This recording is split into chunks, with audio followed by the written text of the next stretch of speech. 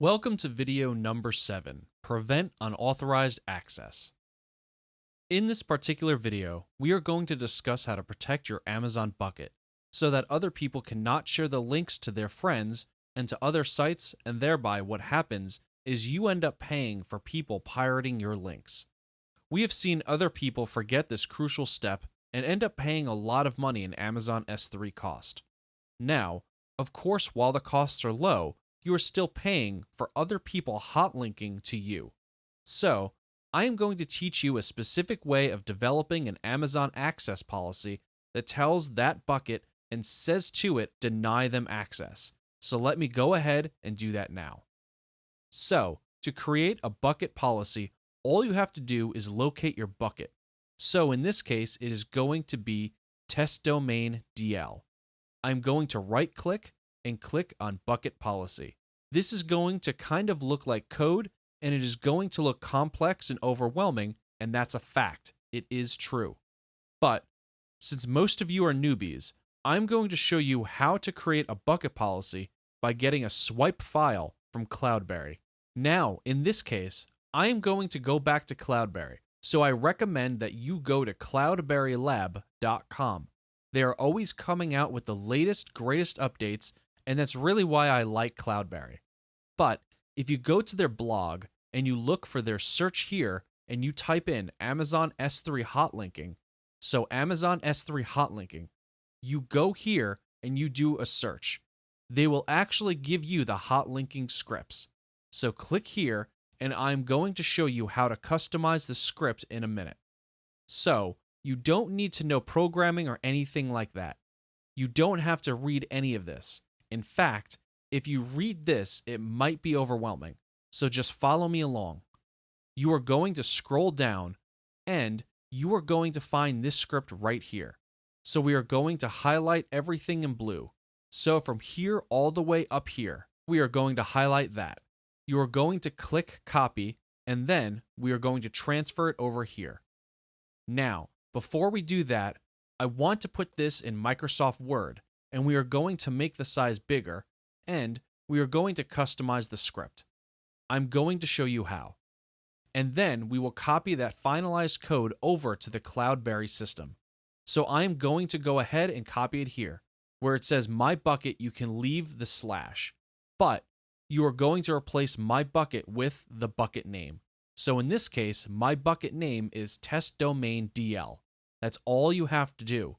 And we say allow get request referred by blog. So all this right here, it's a note to you to tell you that you are going to allow request referred by a specific domain. So you are going to put that, yourdomain.com, and then next where it says Oz refer. What this means is that, in this case, cloudberry.com.